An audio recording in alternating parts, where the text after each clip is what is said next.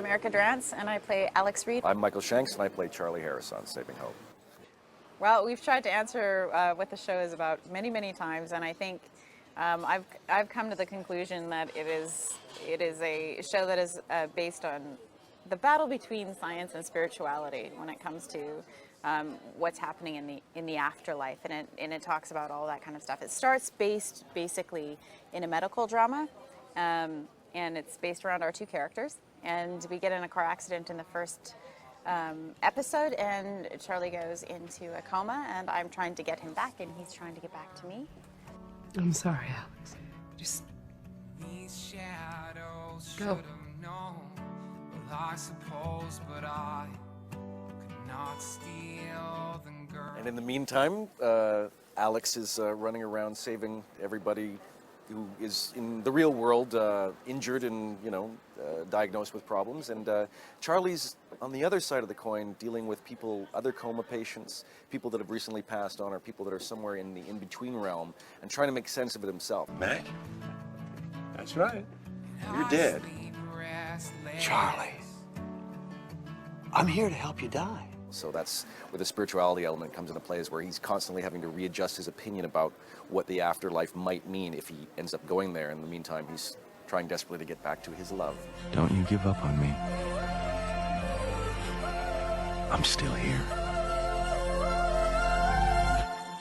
It's an interesting debate as to who would actually get into watching this show, and it started out being something that everybody said, well, women will watch this because it's relationship based, and she's trying to get her fiance back, and it's a woman helming the show, and it's got a lot of the emotional arcs and all those kinds of things coming into play. And then, interestingly enough, as the show was going on, we were finding a lot of fans were coming in, and we were having families watch it, and we were having men say they liked it, and I had a lot of men come up to me like, oh, I don't want to say this, but I watched it and I'm kind of addicted, and I cried, and it was like, so I think it's to me it's more of a universal type of show about the human state, about these questions that we all have about what happens to us when we pass on, and what would happen to our belief systems if somebody that we loved was in a tragic situation. What would we do or not do to get them back?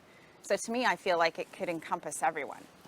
Yeah, I think predominantly though it's a female-oriented audience that as men do. Men don't admit that they watch it, with their girlfriends, and that's what I found. And then they like it, and but then they tune into it. But I have found too a lot of feedback from it has been about families feeling like it's okay to watch. I mean, there's a little bit of, there's a bit of blood and whatnot in the surgeries and whatever, but the themes are relatively tame, and I won't want to say uncomplicated, but they are. They're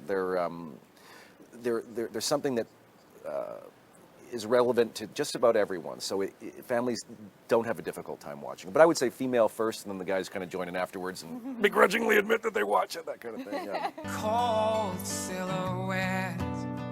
If he's still breathing, there's time to do something. Might not be my time to go, Mac. Come on, Charlie. You so arrogant you think you get to choose?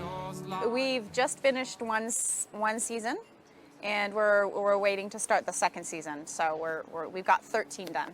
At the end of the first season, something dynamic happens to the dynamic. It is dynamic. I just redundantly said the same thing all over and over again. Something happens at the end of the first season which will change the dynamic going into the second season. So there's a large twist at the end of the first, which makes the second season I would say almost a completely different show, but a certainly largely different show. Yeah. Yeah.